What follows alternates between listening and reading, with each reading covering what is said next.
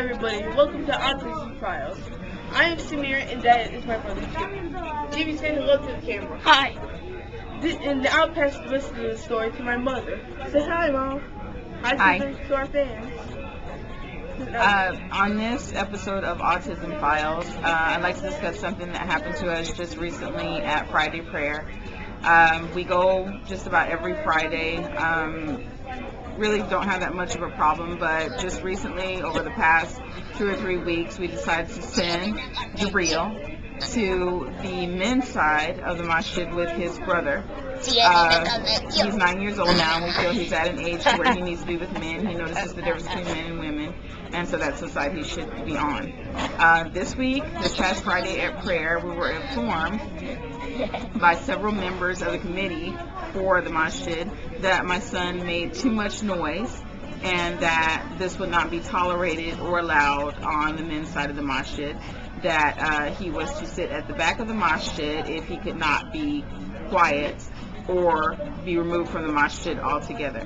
When he was informed by my older son and myself that my younger son has autism and was not able to remain perfectly quiet and, always keep control of his faculties, whatever, that he was not allowed in the masjid at all. He was physically removed, and the question to me was, well, why did you bring him then?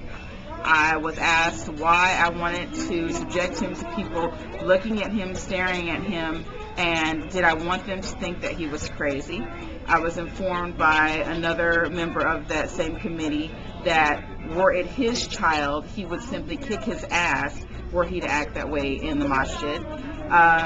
I would like all you brothers and sisters out there who are probably looking at this and thinking that I'm not handling the situation the best that I should, or that I shouldn't make it public knowledge, that this was broached with members of the committee for the masjid.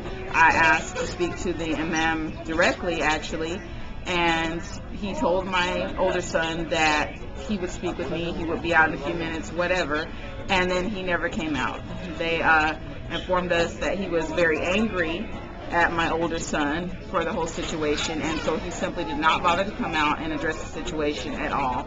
And as I said, the 2 representatives that they sent out to us from the masjid did not want to hear anything that we had to say, did not want to be educated about autism, refused to broach the subject in front of any people at the masjid, and just didn't consider it a big issue.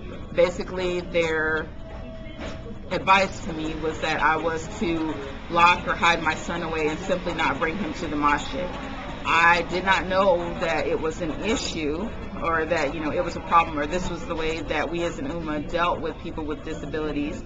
I guess if you have autism, you have Down syndrome, you have anything out of the ordinary, anything that they don't deem perfect or anything they deem unsightly, that you are not to bring yourself or any members of your family who are afflicted with anything to the masjid.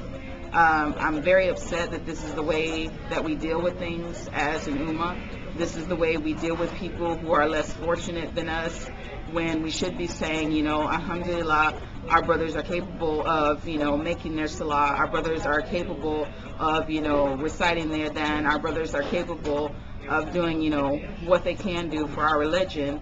We would just rather not have them at the masjid is the advice that we're given. I'm just greatly upset by this whole situation, and I hope that any of you out there who are watching this, whether you have somebody in your family that has that sort of disability or not, will call the masjid and let them know that this is not how we deal with things, as an ummah. This is not how we... You can email to www.ICSAonline.org. This is the phone number, and this is that address. And just let them know, please, that this is not the way that all Muslims choose to deal with this problem. Thank you. And by the way, the supposed my brother's crime was reciting the Adhan after the muezzin. Now, there are many hadiths that say that this is sunnah. So please, while you are calling them, please inform them of this matter. Thank you. Say thank you. Bye. I tripped my foot, but where we at? 2.